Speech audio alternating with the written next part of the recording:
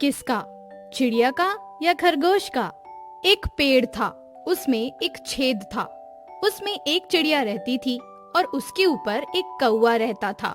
एक दिन सुबह चिड़िया ने कौवे को कहा, सुना है दूसरे गांव में बहुत अच्छी फसल हुई है, मैं तो वहां जा रही हूँ। शांति से वहां भर पेट भोजन करूंगी और शाम को वापस आ जाऊंगी। ऐसा बोलते ही चिड़िया तो वहां से उड़ गई। कौवा चिड़िया के वापस आने का इंतजार करता रहा। दिन खत्म हुआ और शाम हो गई, लेकिन चिड़िया वापस नहीं आई। कौवा चिंतित था और सोचने लगा, चिड़िया को क्या हुआ होगा? चिड़िया ठीक तो होगी ना? कहीं कोई शिकारी तो नहीं पकड़ के ले गया होगा ना? या फिर अच्छी फसल देखकर वहीं ठहर गई हो?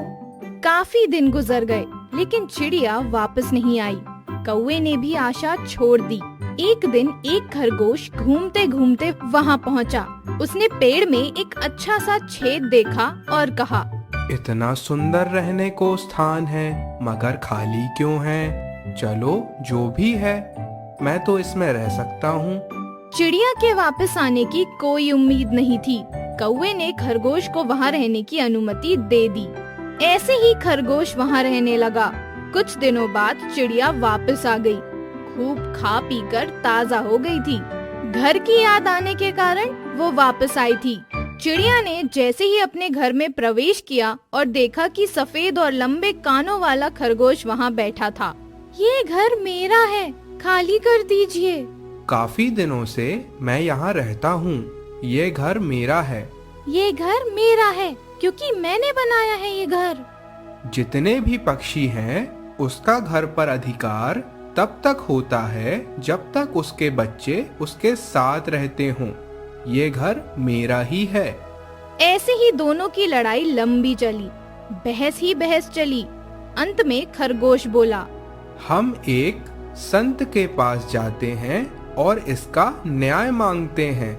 न्याय के बाद संत जिसको इसमें रहने को बोलेंगे, उसे इसमें रहने मिलेगा और दूसरे को यहाँ से चले जाना पड़ेगा।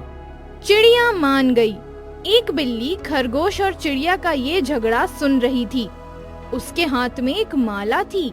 आंखें बंद करके जोर जोर से बोलने लगी, संसार में अब नहीं है कुछ खास, धर्म ही है अब हमारा साथ। ये सुनकर खरगोश बोला, यह बिल्ली धर्म की जानकार लगती है, हम न्याय के लिए उसके पास जाते हैं। बिल्ली तो हमारी पुरानी दुश्मन है, उसके साथ दूर से ही बात करूंगी। अच्छा, हम दूर से बात करेंगे। चिड़िया ने दूर से बिल्ली को कहा, नमस्कार, जरा तेज आवाज से कहेंगे, मुझे कम सुनाई देता है। बिल्ली को अच्छे से सुनाई दे और प्रसन्न हो जाए, इसलिए चिड़िया जोर से बोली, नमस्कार, हम दोनों का न्याय कर दीजिए और जो भी न्याय के लायक होगा उसको यहाँ रहने का अधिकार दीजिएगा, और जो न्याय के लायक नहीं होगा उसको आप अपना भोजन बना लीजिएगा। ये सुनकर बिल्ली ने अपने दोनों हाथ और आँख को कान के पास ले गई और कहा, आप दोनों ये क्या बोल रहे हो? अभी मैं संत हूँ और मैंने शिकार करना छोड़ दिया है। अहिंसा ही मेरा धर्म है। मुझसे डरो मत, मेरे पास आओ और विस्तार से बताओ झगड़ा किस बात का है। खरगोश को बिल्ली पर भरोसा हुआ। वो बिल्ली के पास गया। चिड़िया थोड़ा दूर खड़ी थी। डरो नहीं, मुझे कम सुनाई देता है तो थोड़ा पास आ जाओ और अपनी समस्या बताओ ताकि मैं ठीक से न्याय कर सकूं। खरगोश बिल्ली के पास गया और सारी बात बताई। ये देखकर चिड़िया को हिम्मत मिली। चिड़िया भी बिल्ली के पास गई। वो कुछ बोले उससे पहले ही बिल्ली ने अपने पंजे से दोनों का शिकार कर लिया। खरगोश और चिड़िया का गला बिल्ली के मुंह में था। ऐसे ही बिल्ली ने अपना भोजन किया। बिल्ली उस छेद में रहने लगी। मोरल ऑफ द स्टोरी, कहानी की शिक्षा। कभी किसी अनजान पर आंख बंद करके भरोसा ना करें।